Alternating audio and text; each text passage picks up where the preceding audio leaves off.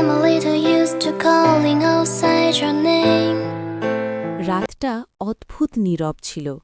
আকাশে হালকা বৃষ্টি পড়ছিল, আর স্টেশনের টিনের ছাউনি থেকে টুপটাপ শব্দ যেন কারো বুকের ভেতরের কান্নার মতো শোনাচ্ছিল। রিশাদ দাঁড়িয়েছিল প্ল্যাটফর্মের এক কোণে। তার হাতে একটা পুরনো ঘড়ি, যেটা সে পেয়েছিল নিহারিকার কাছ থেকে। নিহারিকা, এই নামটা মনে পড়লেই রিশাতের বুকের ভেতরটা কেমন জানি করে উঠত। তাদের পরিচয়টা হয়েছিল খুব সাধারণভাবে, একটা লাইব্রেরিতে। বইয়ের তাকের সামনে একই বই নিতে গিয়ে দুজনের হাত একসাথে লেগে গিয়েছিল।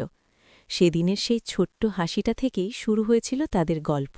তুমি আগে নাও, নিহারিকা বলেছিল। না, তুমি পড়ো, রিশাদ হেসে বলেছিল।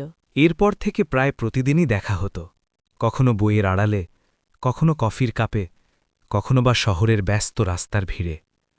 ধীরে ধীরে তারা একে অপরের জীবনের অংশ হয়ে উঠেছিল। একদিন বৃষ্টির মধ্যেই রিশাদ বলেছিল, আমি তোমাকে ছাড়া থাকতে পারব না। নিহারিকা একটু চুপ করে থেকে বলেছিল, সবাই পারে না, কিন্তু জীবন মাঝে মাঝে জোর করে শিখিয়ে দেয়। সেদিন কথাটা রিশাদ বুঝতে পারেনি। সময় গড়াল, ভালোবাসা আরও গভীর হল, কিন্তু জীবনের বাস্তবতা ধীরে ধীরে তাদের ঘিরে ধরল। নিহারিকার পরিবার চেয়েছিল সে বিদেশে চলে যাক, উচ্চশিক্ষার জন্য, ভালো ভবিষ্যতের জন্য। রিশাদ তখনও নিজের জীবন গুছিয়ে উঠতে পারেনি। তুমি গেলে আমি একা হয়ে যাব, রিশাদ বলেছিল একদিন। নিহারিকা তাকিয়েছিল তার দিকে, চোখে অদ্ভুত একটা মায়া। তুমি কখনো একা হবে না, আমি থাকব, হয়তো দূরে, কিন্তু থাকব। দূরে থাকা মানে তো না থাকা, রিশাদ ফিসফিস করে বলেছিল।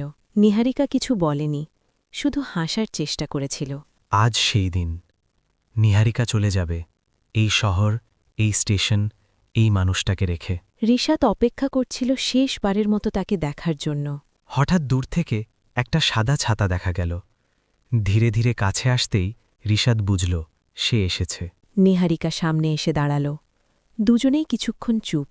দেরি হয়ে গেল, নিহারিকা বলল। আমি তো অনেক আগেই এসে গেছি, রিশাদ মৃদু হাসল। বৃষ্টির ফোঁটা তাদের মাঝে পড়ে এক অদ্ভুত দেয়াল তৈরি করছিল, কিন্তু সেই দেয়াল ভেঙে রিশাদ বলল, তুমি কি একবারও ভেবেছ না গেলে কি হতো? নিহারিকা চোখ নামিয়ে বলল, হতো, কিন্তু সেটা আমাদের জন্য ভালো হতো না। ভালো মানে? ভালো মানে, হয়তো আমরা একে অপরকে হারিয়ে ফেলতাম, ঝগড়া করতাম, দোষ দিতাম। এখন অন্তত স্মৃতিটা সুন্দর থাকবে। রিশাদ কিছু বলতে পারছিল না, তার গলা আটকে যাচ্ছিল। ট্রেনের হুইসেল শোনা গেল, সময় শেষ। নিহারিকা ব্যাগটা কাঁধে তুলল, তারপর হঠাৎ করে বলল, একটা কথা বলবো? হ্যাঁ। তুমি যদি কোনোদিন খুব সফল হও, তখন একবার এই স্টেশনে এসে দাঁড়াবে। মনে করবে কেউ একসময় তোমাকে খুব ভালোবাসত। রিশাদ চোখের পানি লুকাতে পারল না।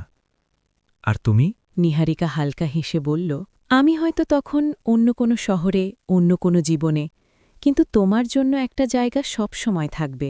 ট্রেন থামল, মানুষজন উঠছে নামছে, কোলাহলের মাঝেও তাদের দুজনের পৃথিবীটা যেন স্থির হয়ে আছে।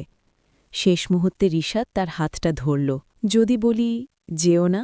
নিহারিকা 1 সেকেন্ডের জন্য থেমে গেল, তার চোখ ভিজে উঠল, কিন্তু তারপর ধীরে ধীরে হাতটা ছাড়িয়ে নিল। তাহলে আমি দুর্বল হয়ে যাব। নিহারিকা ট্রেনে উঠে গেল, জানালার পাশে দাঁড়িয়ে রইল। ট্রেন ধীরে ধীরে চলতে শুরু করল। রিশাদ দৌড়াতে লাগল, কিছু দূর পর্যন্ত, তারপর থেমে গেল। বৃষ্টির মধ্যে দাঁড়িয়ে সে দেখছিল ট্রেনটা দূরে মিলিয়ে যাচ্ছে। সেদিনের পর অনেক বছর কেটে গেছে। রিশাদ এখন সত্যিই সফল, কিন্তু মাঝে মাঝে সে সেই স্টেশনে এসে দাঁড়ায়। বৃষ্টি হলে তো অবশ্যই।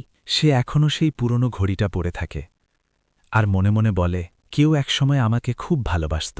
শেষ কথা, ভালোবাসা সবসময় একসাথে থাকা নয়, কখনো কখনো ভালোবাসা মানে ছেড়ে দেওয়া, কিন্তু ভুলে না যাওয়া। আমাদের চ্যানেল সাবস্ক্রাইব করুন।